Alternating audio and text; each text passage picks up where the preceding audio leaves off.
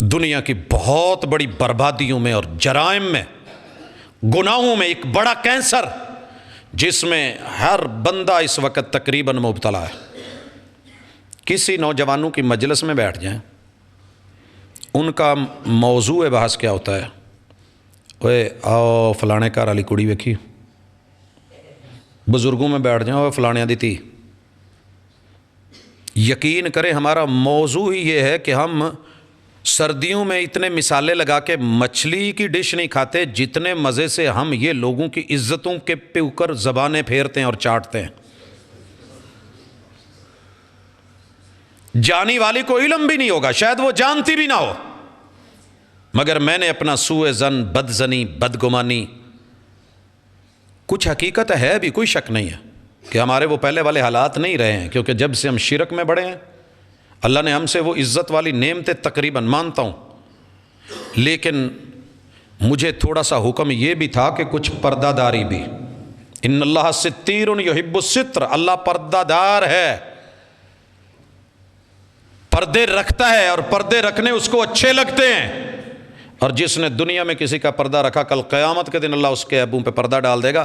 جرم بہت بڑا ہے کہ جناب وہ ایسے ہے، لیکن میرے پاس کوئی دلیل، کوئی گواہ، کوئی معاملہ بھی نہیں ہوتا، کوئی ایسی حقیقت بھی نہیں ہوتی۔ میں صرف زبان کی چاشنی کے لیے، مجلس کو گرم کرنے کے لیے، میں نے اکثر دیکھا ہے راتوں کو سردیوں میں بیٹھے، کوئی کوئلے نہیں ہوتے، کوئی انگیٹھی نہیں ہوتی، کوئی ہیٹر نہیں ہوتا، لیکن مجلس بڑی گرم ہوتی ہے کیونکہ اس میں باتیں گرم گرم ہیں اور وہ کسی کی عزت نشانے پہ۔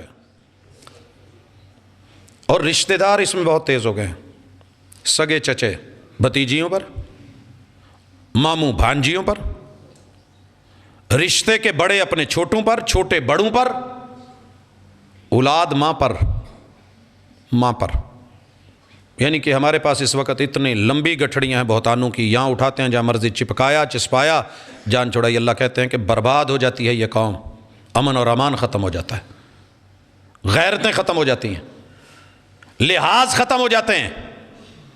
جناب اگر کچھ ایسا ہو بھی تو ہاتھ روکیے، کنٹرول کیجئے، عزت کے لفظ بولیے، شاید وہ عزت کے لفظ سن کے آپ کی اس حیا کے ساتھ، غیبت کا زمرہ تو ہے ہی، چغلی تو ہے ہی، ساتھ میں یہ تباہ کن برباد کن چیزیں ہمارے گھروں کے اندر یہ موجود ہیں، بلا وجہ پلاننگ کر کے، ڈرامے دیکھ دیکھ کے، وہ جو کچھ وہاں چل رہا ہوتا ہے، جو دکھایا جا رہا ہے، وہ معاشرے میں پیش کر کے پھر اس کے اوپر جو ہے وہ نظریں، اور ہر بندہ دوسرے کو مشکوک نظر سے دیکھ رہا ہے، کیونکہ میں نے یہ چیز دیکھی ہے کہ جو جرم جس بندے میں ہوتا ہے وہ سب کو اسی طرح کا مجرم سمجھتا ہے۔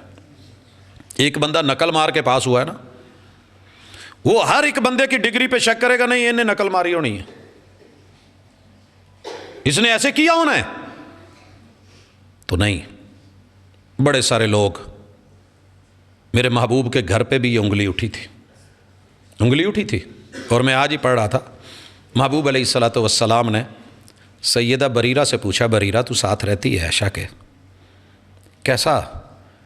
کہا محبوب اس کی جوانی کی عمر ہے، کام کرتے کرتے جہاں لیٹ جاتی ہے، سو جاتی ہے، اسے یہ بھی ہوش نہیں رہتا، گوندا ہوا آٹا بسا اوقات آ کے مرغی کھا جاتی ہے۔